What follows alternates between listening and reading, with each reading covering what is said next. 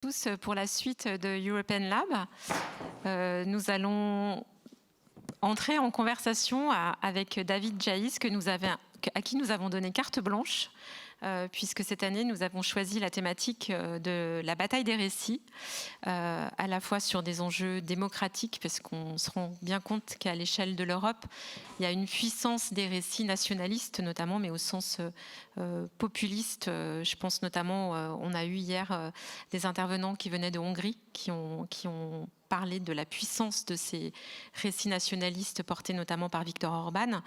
Et face à cela, il y a une panne d'imaginaire du projet européen, qui est quand même une machine à produire de l'ennui, beaucoup, et qui peine à mobiliser, à inspirer. Et cette question des récits, elle est au cœur, en tout cas, du dernier ouvrage de David Jaïs qui s'appelle Slow Democracy, et qui appelle justement à des grands récits, des contre-récits peut-être aussi, notamment qui s'appuient aussi sur la force des nations, qui sont aussi des forces de protection, et notamment sur les enjeux aussi écologiques.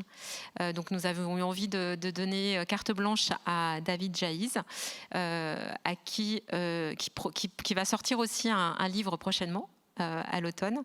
Et je lui laisse tout de suite la parole pour animer cette première rencontre. Merci Anne-Caroline, d'abord pour votre invitation et puis pour le choix effectivement de ce thème sur la bataille des récits. On a voulu effectivement répondre à ce thème, la bataille des récits, par une réflexion sur le nouveau récit européen et le nouveau récit français, si une telle chose est possible. Et pour cette première table ronde, je suis effectivement très heureux de recevoir tout d'abord Nathalie Nogueret. Donc Nathalie Nogueret, vous avez été journaliste, vous êtes toujours journaliste, vous avez dirigé Le Monde, vous êtes éditorialiste au Guardian et vous avez un parcours international assez fort puisque vous connaissez très bien les pays d'Europe centrale et orientale, vous connaissez bien la Russie et puis très bien le monde anglo-saxon, vous avez même vécu à Londres et au Canada si je ne m'abuse, donc on évoquera avec vous aussi la question de la crise des récits, notamment dans le contexte du Brexit, et puis avec nous mais à distance, je ne les vois pas encore, mais je ne doute pas qu'ils vont apparaître sur l'écran. Giuliano da Empoli, que je suis très heureux d'accueillir aussi, qui aurait presque pu être avec nous aujourd'hui s'il n'avait pas eu une petite panne mécanique, mais qui est là à distance et c'est l'essentiel. Donc Giuliano, vous êtes écrivain, essayiste, vous avez écrit de nombreux ouvrages, notamment où vous réfléchissez sur la politique, vous avez fait une incursion aussi dans la vie politique, puisque vous avez été l'adjoint au maire de Florence en charge de la culture, vous avez été le conseiller politique de Matteo Renzi quand il était président du Conseil italien. Vos livres maintenant sont traduits dans le monde entier. Votre dernier ouvrage en date, c'est Les ingénieurs du chaos. C'est une réflexion sur justement la technique, j'ai presque envie de dire la technique du coup d'État, mais ce ne serait pas tout à fait exact, populiste. Et donc merci beaucoup d'être parmi nous aujourd'hui. Et puis nous sommes également en duplex avec Mathieu Lefebvre, que je suis très heureux aussi de recevoir.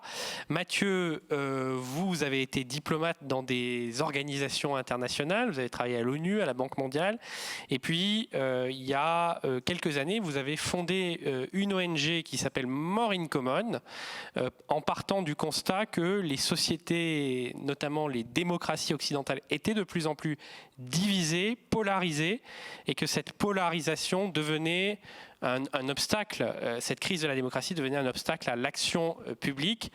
Je suis très heureux de vous recevoir. On va reparler évidemment de More in Common dans quelques instants, puisque vous aussi, votre obsession, c'est la réflexion sur les récits positifs et collectifs.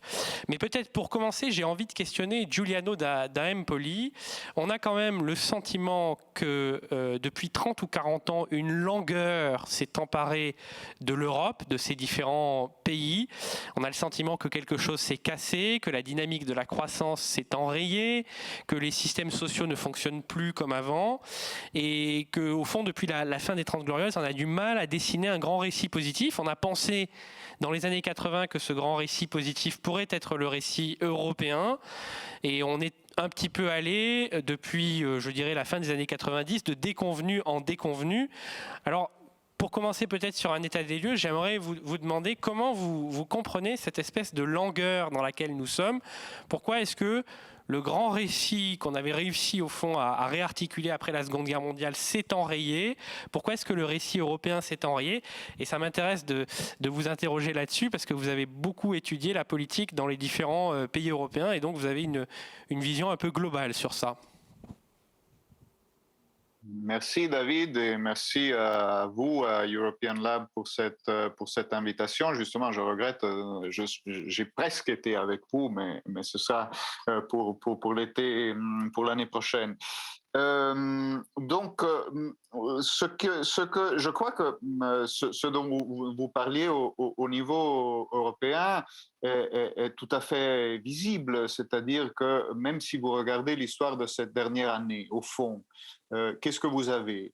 Vous avez sur vraiment une fracture très nette entre le plan des réalisations pratiques et concrètes et le plan du récit et de la dimension symbolique. C'est-à-dire, si vous regardez l'Europe de cette dernière année, vous voyez des avancées qui sont quand même considérables. Vous voyez, pour la première fois, on a parlé d'un moment hamiltonien, la rupture du tabou d'un bilan commun avec ce grand plan de relance qui est probablement le début de quelque chose de plus qui va venir de ce point de vue. Vous avez même cette dernière campagne vaccinale, l'idée quand même que tous les pays européens, au lieu de se lancer dans une compétition forcenée par rapport au vaccin, réussissent à trouver un accord et à faire ça tous ensemble, même si l'Union n'avait pas de véritables compétences sanitaires au début de la crise. Et puis le Green Deal, qui est quand même un horizon de croissance et je dirais presque de civilisation pour les prochaines décennies de notre continent. Et tout ça, ce sont des réalisations concrètes. Après, du point de vue du récit, de la symbolique, quelle a été la perception de cette dernière année de la part des citoyens européens? À mon avis, très peu de tout ça, parce que ça, ce sont des jolis slides en PowerPoint qui sont présentés au Conseil européen, qui sont présentés au moment de l'approbation des différents passages. Et puis à la fin, il y a une jolie conférence de presse où on raconte tout ça, on fait une photo et on a l'impression d'avoir fait le boulot.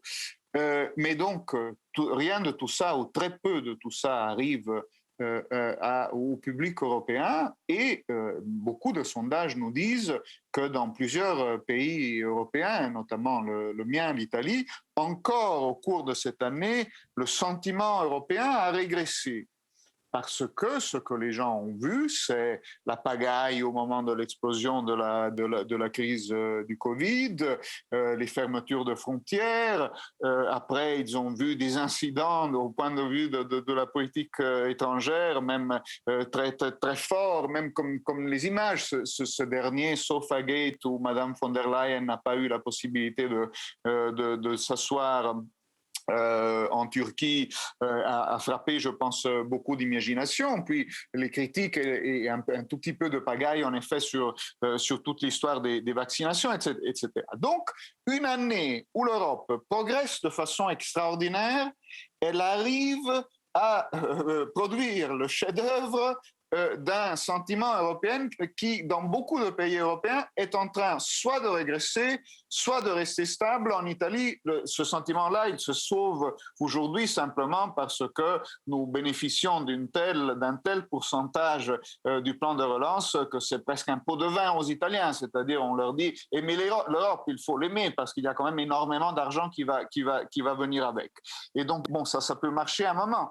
Mais on voit bien qu'il y a très peu d'attention et très peu d'envie de raconter cette histoire européenne. Et ça, c'est un défaut qui est à l'origine de la construction européenne, parce qu'on a toujours imaginé que les récits, les émotions, les identités, les racines, c'était quelque chose qui divisait plutôt les Européens plutôt que les unir. Et donc, on a voulu construire cette sorte d'identité neutre, de construction neutre, la moins conflictuelle possible, où on ne raisonne qu'en termes de code, de loi, etc. C'est un peu comme si on demandait aux gens de se passionner pour les débats du Conseil d'État en France. Notre commun ami Gilles Gressani du Grand Continent fait toujours cet exemple-là.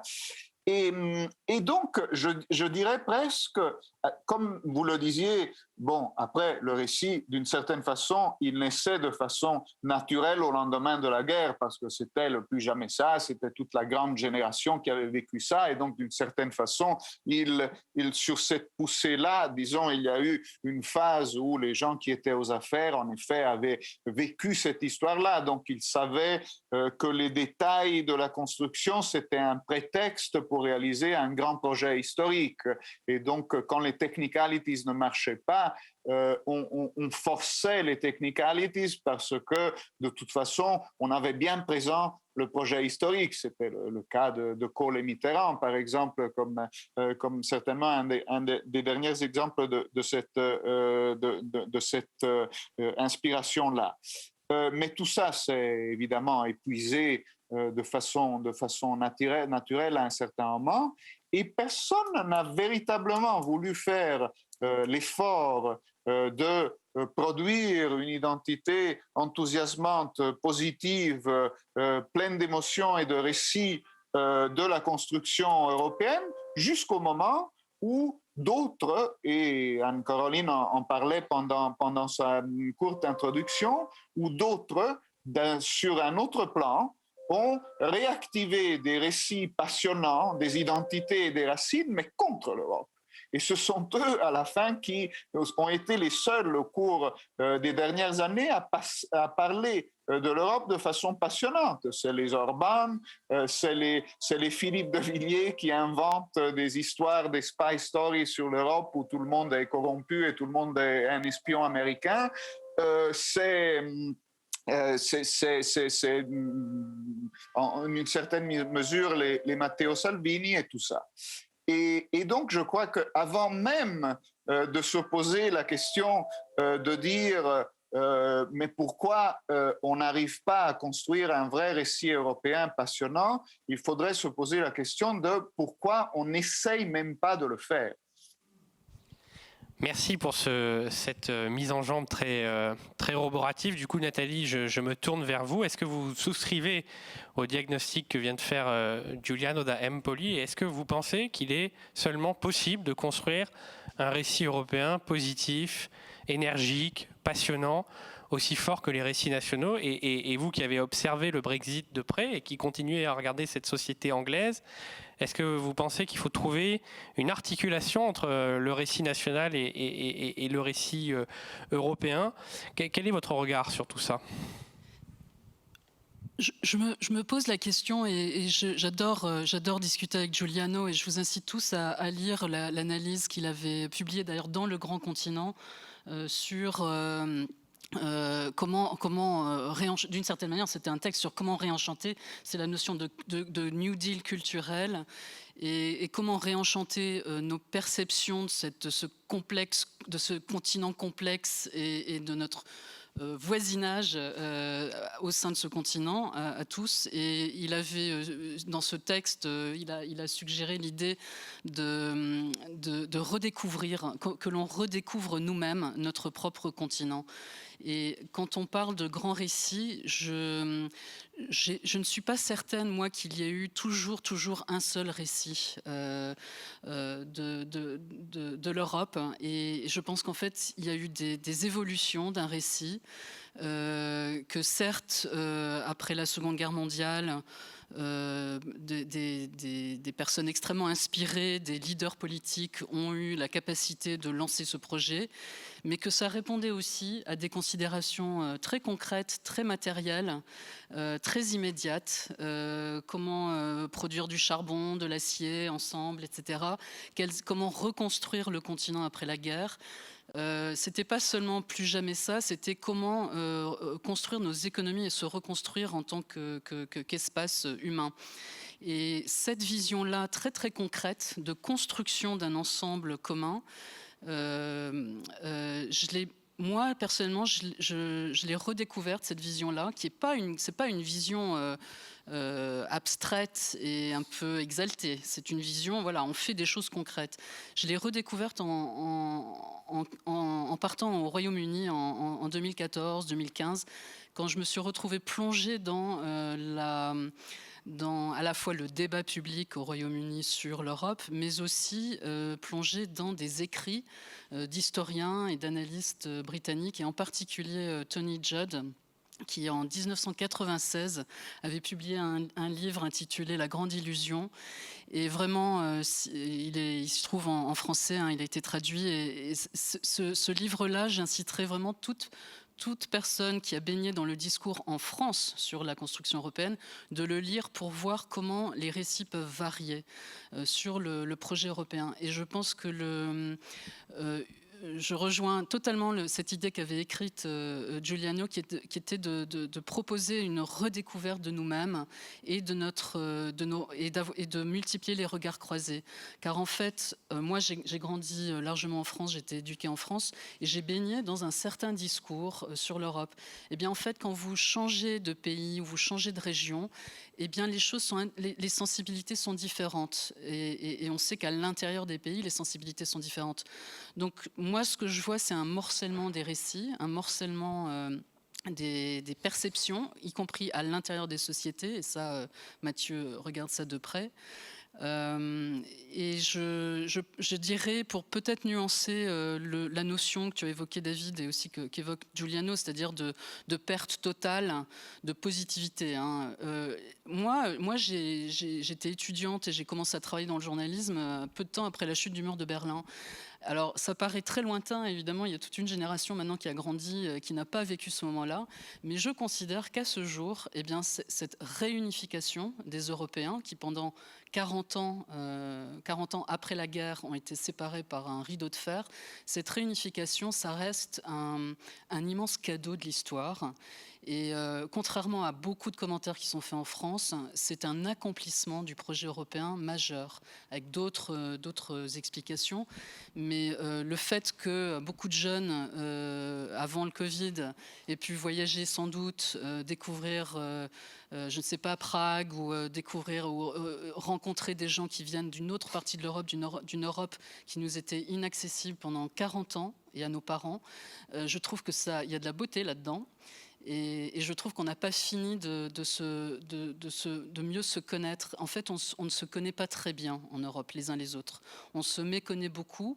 Et ça, cette méconnaissance ouvre un espace aux démagogues qui disent attention, tout ce qui est extérieur à nos frontières nationales, c'est potentiellement une menace.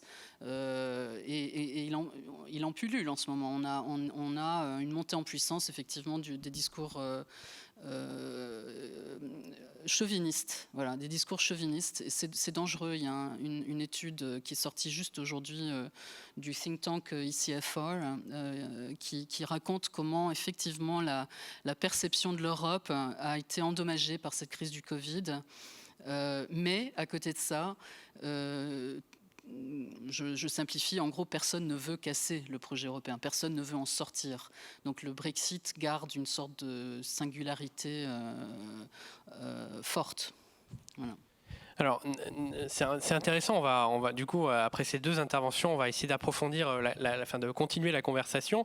Nathalie a parlé d'un morcellement des récits. Mathieu, de ton côté, avec More in Common, c'est quelque chose que vous regardez de près avec une dimension comparatiste, puisque vous scrutez un certain nombre de démocraties en crise. D'où ça vient, ce morcellement des récits? Est-ce que c'est lié à une divergence socio-économique, ou est-ce que c'est vraiment lié à une divergence dans l'imaginaire, à une perte de sentiment d'un destin commun? Ça, c'est ma première question pour Mathieu. Et ma deuxième question, finalement, c'est quand bien même on arriverait à réécrire ce grand récit dont nous rêvons et dont Giuliano a fait le vibrant éloge tout à l'heure, quand bien même on arriverait à écrire ce Mahabharata européen, cette grande épopée européenne, est-ce qu'on arriverait finalement à toucher une grande majorité de la population, ou est-ce que finalement ça ne sonnerait agréablement qu'aux oreilles d'une petite minorité éduquée, etc. Laurent Godet, qui est parmi nous aussi sur le forum, a écrit ce très beau poème épique sur l'Europe, mais combien de personnes ont lu ça? Est-ce que ça... Voilà, donc voilà un peu le sens de mes premières questions. Merci beaucoup David, et je suis vraiment ravi de cette invitation et je regrette vraiment de ne pas être avec vous, notamment parce que à chaque fois qu'on a eu des conversations avec David, avec Giuliano, avec Nathalie, et je suis sûr avec beaucoup d'autres gens qui sont dans la salle ou qui nous écoutent, moi ça m'a apporté quelque chose qui me manque beaucoup, c'est de l'énergie, de l'énergie pour continuer ce travail, parce que mon point de départ, et c'est un point de départ qui est informé par le long terme, mais aussi par l'actualité aujourd'hui, hier, c'est que pourquoi est-ce qu'on a besoin de récits? C'est parce qu'on vaut mieux que le miroir que nous tend la conversation nationale pour ce qui est de la France ces jours-ci. Je ne sais pas si vous partagez mon diagnostic, mais je trouve ça étouffant et dangereux. Et donc, moi, j'ai juste envie, à titre personnel, mais je crois que plus largement, on a besoin de se projeter dans autre chose. Et donc, ça pose cette question du récit. Maintenant, les questions que tu posais, David, sont un peu d'ordre de compréhension du terrain duquel on part et d'ordre tactique, qui comprendre nos publics, qui a envie d'un nouveau récit, etc. Et c'est un peu l'objet du travail de destin commun. Donc, pour nous présenter très rapidement, on est un think tank, on travaille en Europe et aux États-Unis en utilisant des outils issus de la psychologie pour comprendre l'orientation psychologique des gens par rapport au populisme, à la polarisation, à la fragmentation de tout ça. Donc on a des outils assez précis d'analyse du maintenant, parce que je crois que pour aborder la question du récit, c'est-à-dire qui invite à une projection dans demain, il faut savoir d'où on part. Et donc, on fait cette analyse, mais avec peut-être un regard nouveau de aujourd'hui. Pour se projeter dans demain, il faut connaître l'aujourd'hui. Et effectivement, je crois qu'une des caractéristiques du aujourd'hui, c'est ce morcellement de la conversation, qui est un fait. Pour ne parler que des réseaux sociaux, mais je pense que les réseaux sociaux ont une influence qui est massive sur la conversation nationale, sur la politique, sur les médias, puisque maintenant, en fait, de nombreux médias, et Nathalie connaît ça mieux que nous, en fait, dépendent des réseaux sociaux pour trouver des lecteurs, et donc ils vont offrir des récits, des analyses qui sont, elles, morcelées. Je crois que ce morcellement, c'est un fait, et il faut vivre avec, il faut le comprendre, ce morcellement de la conversation. Mais peut-être, pour contribuer à la conversation, peut-être ce que je peux apporter, c'est une analyse de où on en est et où sont les opinions publiques en Europe, et pourquoi nous on en est arrivé à la question qu'il faut se projeter dans un nouveau récit, et peut-être de donner quelques pistes sur quel serait le contour de ce nouveau récit qui serait capable d'emballer non seulement le petit public dont tu parlais, David, mais un public beaucoup plus large. Pour faire très simple, nous on trouve que dans les grandes démocraties occidentales, il y a 3 groupes de gens.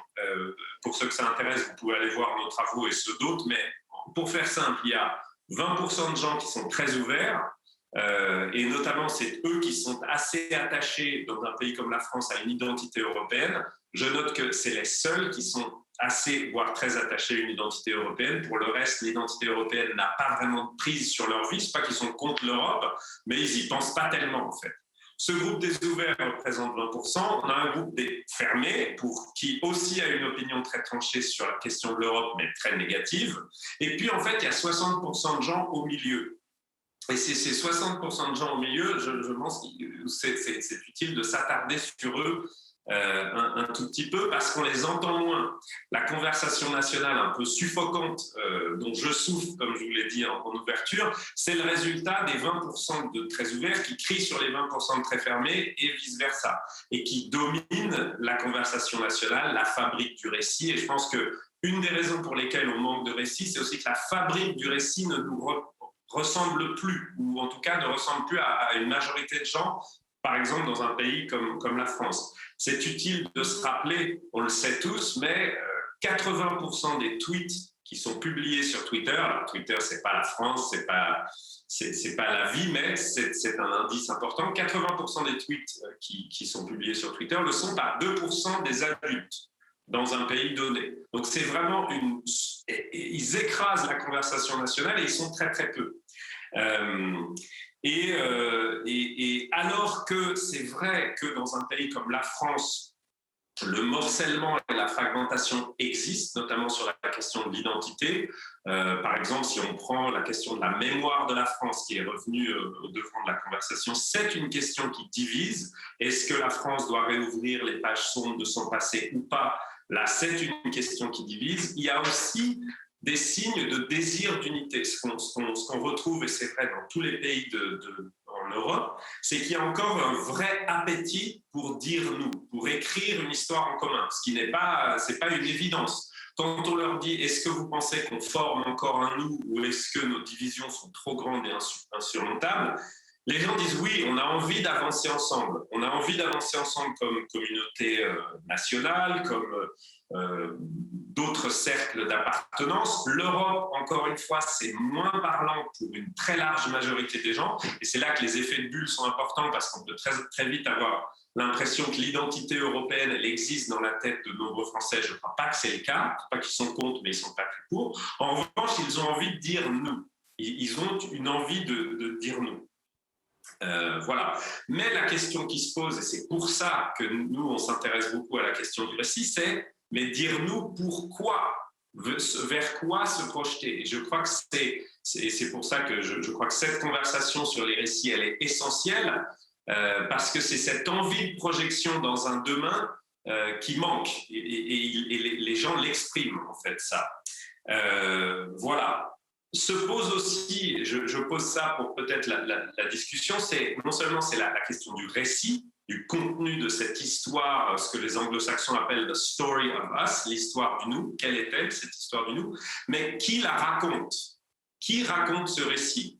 Et il y a à la fois un problème de récit, il y a un manque de récit, et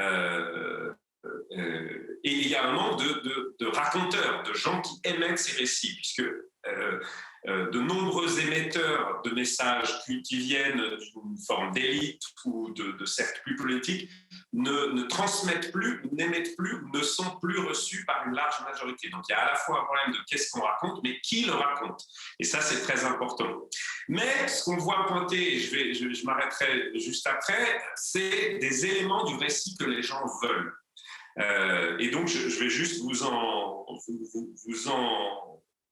partager trois idées, et puis après, je m'arrête pour qu'on puisse avoir une conversation.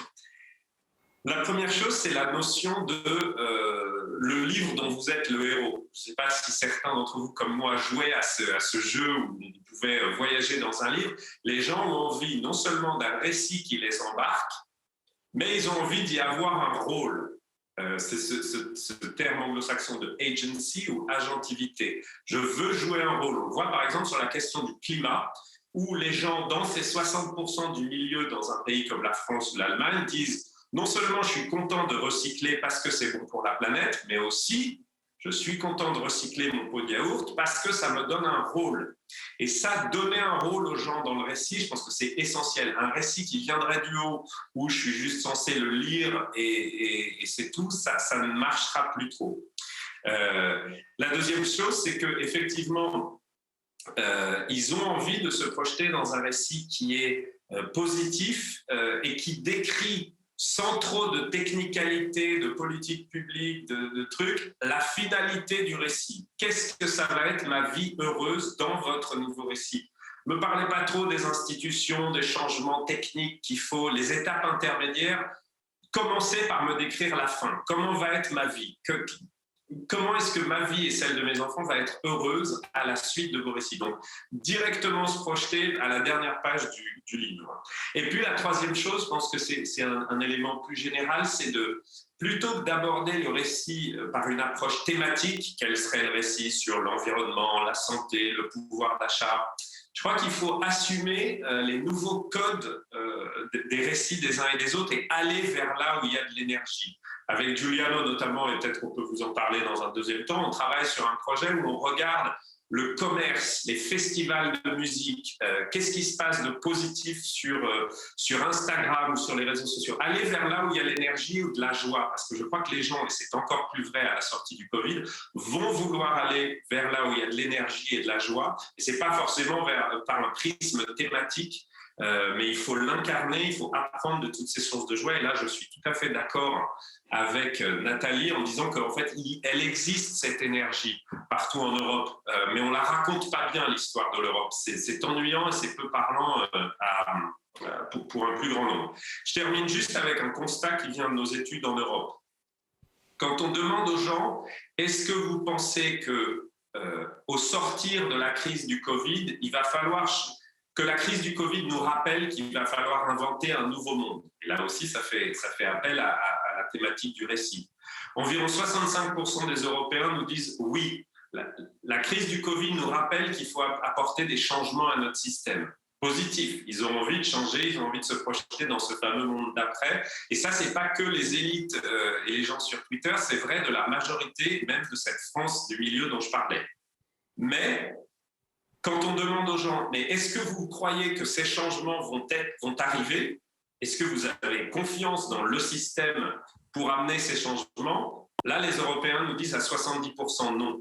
Et donc là, il y a une espèce de trou, de gap d'espérance entre les Européens veulent un nouveau monde, veulent un monde d'après, mais ils ne croient pas qu'il va arriver. Et je pense que c'est dans cet interstice que doit se glisser la question du récit positif et enthousiasmant.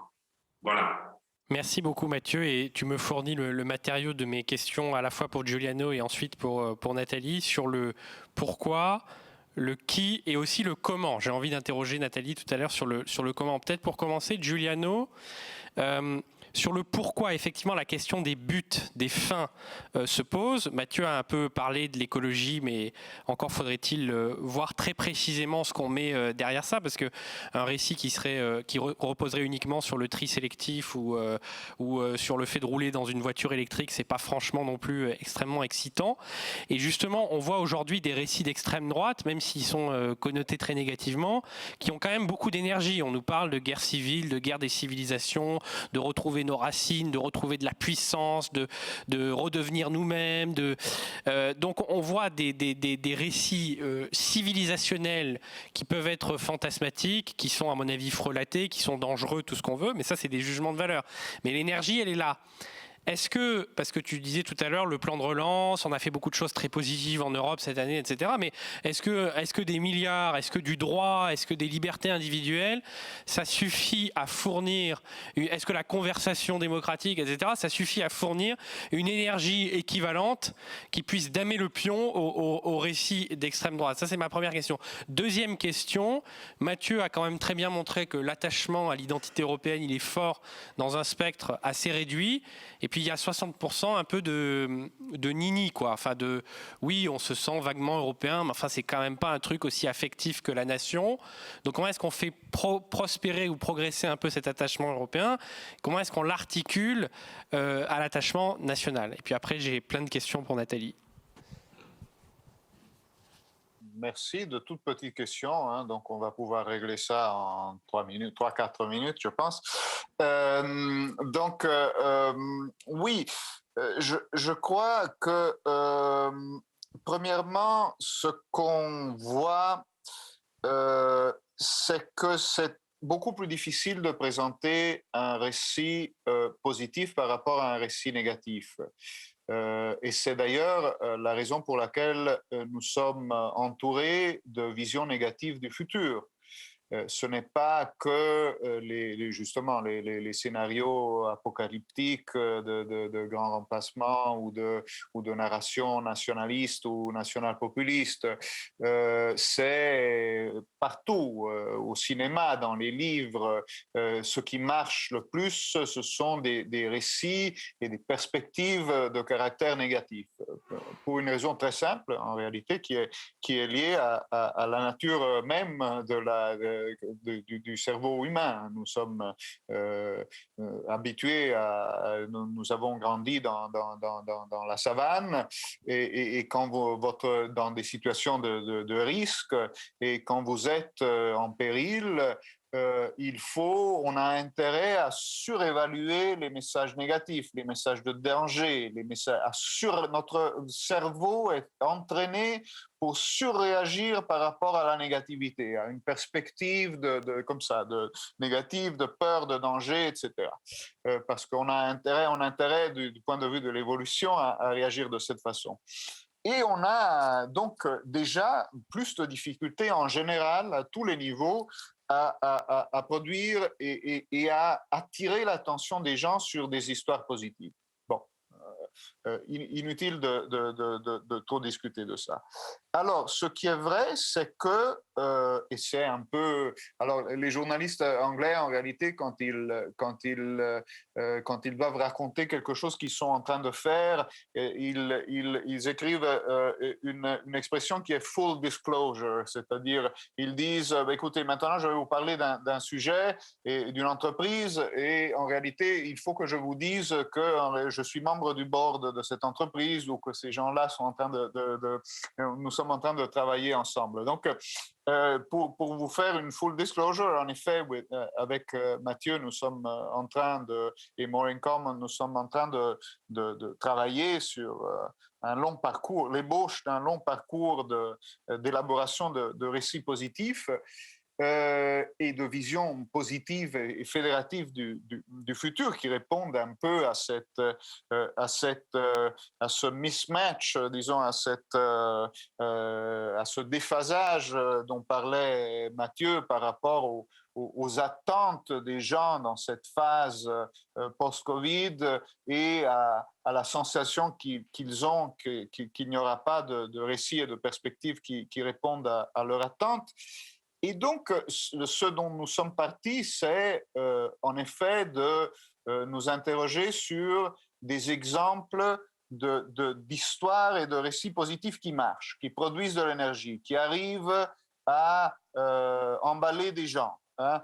Ça peut être des mouvements justement environnementaux, de Fridays for Future à Sunrise aux États-Unis, à énormément d'autres exemples. Ça peut être des opérations plutôt civiques comme Opération Libero, par exemple, en Suisse, qui est un exemple toujours très intéressant, comme Nossas au Brésil. En réalité, nous ne sommes pas limités simplement à la dimension européenne parce que nous ne travaillons pas spécifiquement sur un récit européen, et puis des festivals, même des performances artistiques qui attirent et qui capturent beaucoup l'attention, etc.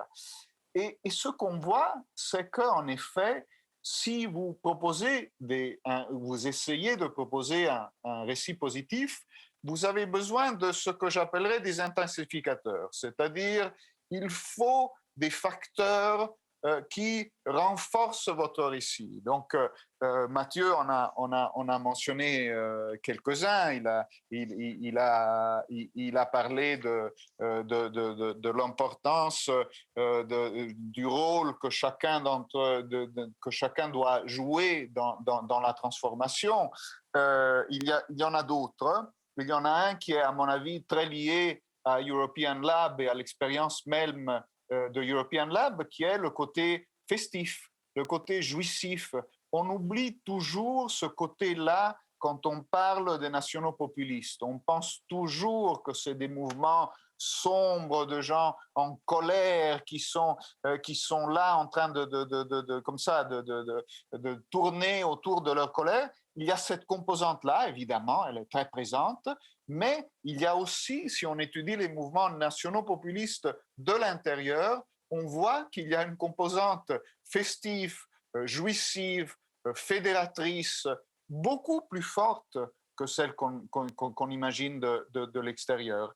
Et d'ailleurs, je trouve toujours assez frappant de rappeler que dans son étrange défaite, Marc Bloch attribue en partie la faillite et la débâcle de la société française et européenne, en vérité, au début des années 40 au fait, et surtout à la fin des années 30, au fait qu'on n'a pas organisé assez de fêtes, on n'a pas organisé assez de moments de rassemblement, on n'a pas assez, il parle du Front populaire dans ce cas, on n'a pas assez joué sur l'enthousiasme collectif et misé sur l'enthousiasme collectif.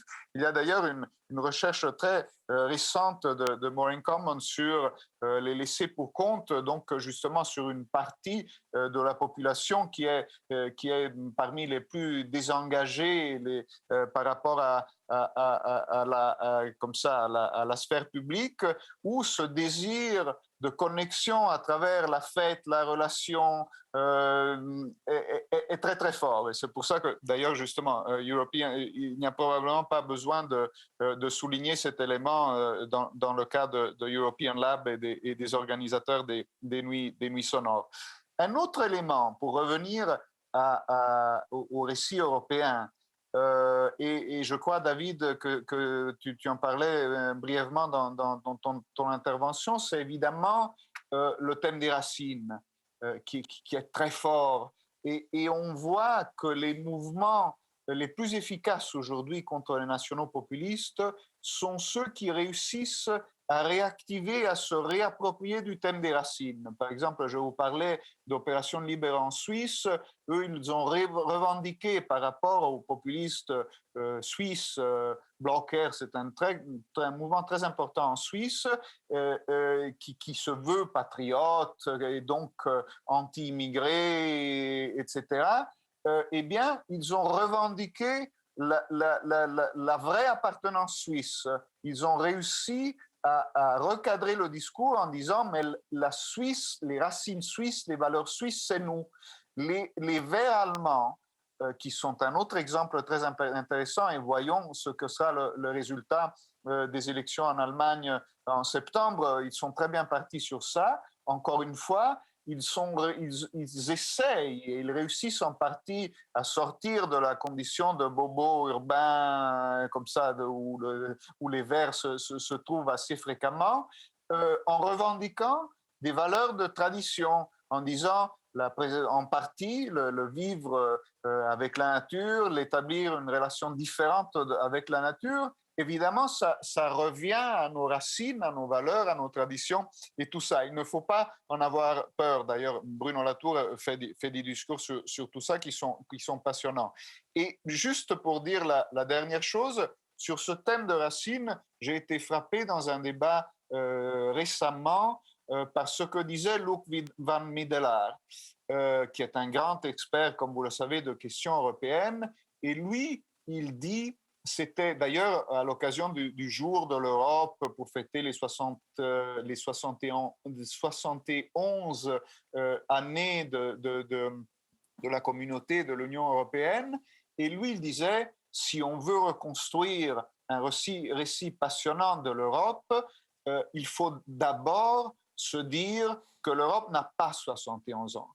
Il faut être honnête à propos de ça.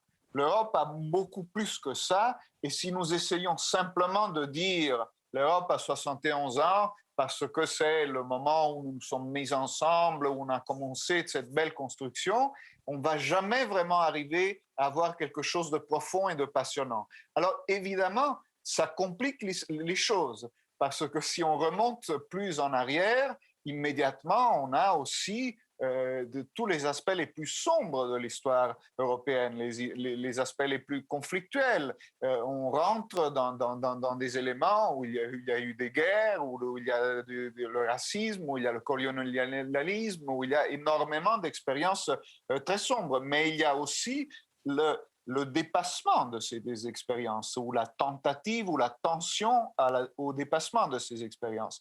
Et donc, encore une fois, vu que nous parlons de récit européen, cet intensificateur de prendre en compte nos racines, je pense qu'il est vraiment tout à fait fondamental. Merci Giuliano. Alors je me tourne vers Nathalie parce que Mathieu tout à l'heure posait à la fois la question du pourquoi. Je crois que Giuliano a commencé à nous donner quelques éléments, mais il posait aussi la question du qui, et moi j'ajouterais la question du comment. C'est-à-dire comment faire émerger de nouveaux récits à l'heure où un nombre grandissant d'émetteurs sont délégitimés, à commencer par les émetteurs traditionnels que sont les hommes politiques, les hommes ou les femmes politiques, les journalistes, ceux qui ont fait en quelque sorte des récits en tout genre leur métier. Comment faire pour faire émerger, diffuser et faire infuser ces récits-là avec cette crise de la représentation en général. Et la représentation, c'est pas simplement la représentation politique, c'est même l'idée qu'on puisse tenir un discours sur le réel. Il y a un très bon politiste français qui s'appelle Laurent Jean-Pierre qui disait la crise des Gilets jaunes, c'est une crise de la représentation au sens politique, bien sûr, on s'en prend aux députés, etc. Mais c'est une crise de la représentation aussi au sens métaphysique, c'est-à-dire qu'on conteste l'idée qu'on puisse tenir des discours sur la politique, parce que ça correspond jamais à ma vie quotidienne. Donc ça, première question sur la crise des émetteurs. Deuxième question, Mathieu en parlait tout à l'heure, le débat public est en miettes, les médias que tu connais bien sont de plus en plus dépendants des algorithmes, des réseaux sociaux, des YouTube, des Twitter, etc. pour leur propre modèle économique. Donc on est enfermé dans des silos ou dans des bulles cognitives. Donc est-ce que, à supposer qu'on arrive à trouver les bons messages et les bons objets, est-ce qu'on n'est pas privé à la fois d'émetteurs et à la fois de canaux pour diffuser ces messages autrement que dans notre petite communauté de gens spontanément en attente de ces récits positifs? Quand je pense au projet européen, je vois plein de phases différentes en réalité. Souvent, quand on parle de l'Europe, on imagine un bloc avec un bloc d'institutions qui ont toujours été là ou qui sont là telles qu'elles existent aujourd'hui depuis 70 ans. C'est pas le cas. Ça a été un truc évolutif qui a réagi à des contextes de politique intérieure nationale, de contextes internationaux. Donc, je pense qu'il faut garder cette notion d'évolution, de fluidité d'une certaine manière du projet européen ou de nos réalités européennes. Et pour rappeler un commentaire que faisait Mathieu, il disait il y a les 20% d'un côté et les 20% de l'autre, les deux extrêmes, et puis au milieu il y a 60% qui savent pas trop, ou qui sont peut-être indifférents, mais ça c'est sur beaucoup de sujets, sur beaucoup de sujets. Et moi, je trouve que dans la modération, l'absence peut-être de passion extrême de ces 60%, eh bien, il y a une richesse. Et ça me fait penser à... Je crois que c'est Pierre Asner qui avait écrit un livre sur les passions, une époque de passion. Je crois que c'est son dernier livre, un recueil de textes et d'analyses. Et il mettait en garde, évidemment, contre les passions. Donc là, on parle de récits. On aimerait avoir des récits qui passionnent, qui embarquent tout le monde et qu'on aille tous dans une même direction. Ça n'existera pas. Et méfions-nous d'une overdose de passion. Contrer la passion des chauvinistes, des national-populistes, avec une passion inverse, j'y réfléchirai. Oui, de l'énergie, de la positivité, mais passion contre passion, j'ai une hésitation.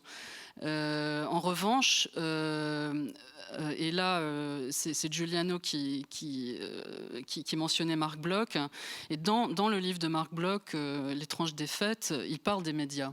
Il parle des médias, et ce sont des pages... elles ne sont pas très nombreuses, il y a 2-3 pages sur les médias, et donc il évoque les médias des années 30. Et qu'est-ce qu'il dit? Il parle de l'articulation entre les politiques et les médias dans les années 30. Et qu'est-ce qu'il dit? Il dit que ces acteurs-là de la vie publique chercher à faire vibrer les foules comme un instrument de musique. C'est-à-dire que les foules ne réfléchissaient plus, on les faisait vibrer contre ou pour quelque chose, et on oubliait que il faut parfois calmer le jeu, se poser, donner les faits calmement, expliquer, décrire, et que les choses sont complexes, que les formules simples, ça marche pas. D'ailleurs, pour ou contre, ça marche. Les formules simples ne marchent pas. Et moi, je pense qu'il faut regarder notre Europe et notre continent tel qu'il est, c'est-à-dire très très complexe, et il y a une beauté dans cette complexité. Et on dit souvent le diable est dans le détail. Moi, je trouve que souvent en Europe, la beauté est dans le détail. Et là, ça rejoint toute la dimension culturelle. Notre richesse est dans la multiplicité de ces différences, y compris celle des nations. les nations font partie de la diversité, de notre diversité à tous en Europe. Et cette diversité est la richesse de l'Europe. C'est le continent où on a réussi à construire quelque chose. Alors, on a évoqué Blocher et les Suisses et libéraux, qui est effectivement ce mouvement en Suisse qui a contré les populistes en disant « Et les gars, vous dites que c'est vous les grands défenseurs et les grands patriotes de la Suisse. Ben non, c'est nous. Pourquoi ? Parce que nous, on tient notre constitution et que la Suisse, elle a été construite sur une constitution. On a un système qui fait qu'on fonctionne et on a différentes langues, différentes cultures, etc., des territoires, et donc on a une constitution et c'est ça qui fait notre fierté. Et bien moi, je pense qu'il y a énormément d'inspiration là-dedans pour réfléchir à l'Europe aujourd'hui. Et moi, ce que je trouve comme belle formule, eh bien, c'est de se dire en Europe, on a des principes. Je ne parle pas tant de valeurs, parce que quand on dit valeurs, on ouvre plein de choses, y compris des choses qui touchent à la religion, aux croyances, etc. Donc là, je penserais plus à des principes. Et les principes de l'Europe qu'on a, et c'est notre héritage de ces 70 dernières années, eh bien, c'est dans la charte des droits fondamentaux. Il y a une charte des droits fondamentaux qui inclut pas seulement la notion de droits de l'homme, mais aussi des droits sociaux. Et ce document, en fait, il a été adopté il y a 20 ans.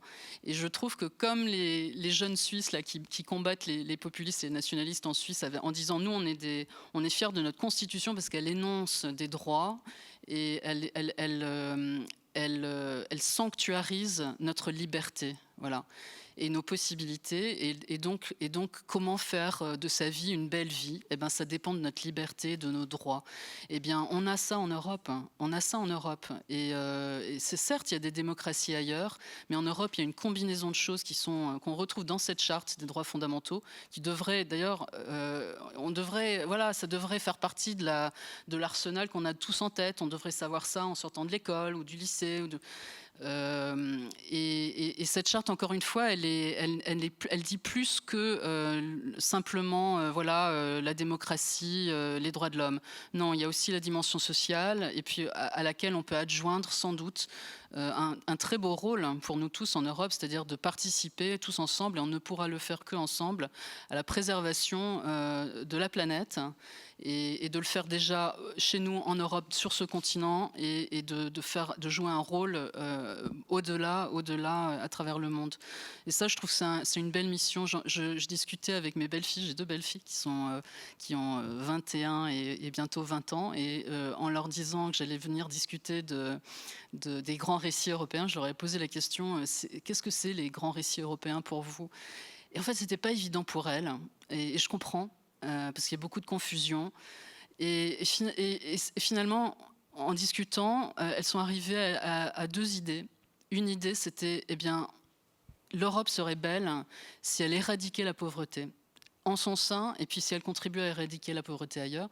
Et ensuite, effectivement, l'environnement et notre capacité à vivre dignement dans un environnement qu'on respecte. Et ces 2 choses-là, moi, je trouve que c'est assez... ça vient pas de moi, c'est des gens qui ont 20 ans, et je trouve que ces 2 idées-là, elles sont assez belles, parce qu'il y a tellement de choses à faire. Et encore une fois, de célébrer, Giuliano, tu parlais de fête, eh bien de célébrer nos millions et millions et millions de détails et de différences, parce que c'est ça la particularité de l'Europe, c'est d'avoir réussi et d'avoir fait pousser en son sein toutes ces différences, et d'avoir réussi à les faire cohabiter. Et je termine sur une chose. Moi, j'ai jamais été correspondante d'un journal ou d'un média à Bruxelles, et je respecte profondément le travail de ces journalistes qui suivent, alors c'est pas le Conseil d'État, mais qui suivent vraiment les arcanes de ces institutions qui sont complexes, que très peu de gens comprennent, il faut dire ce qui est.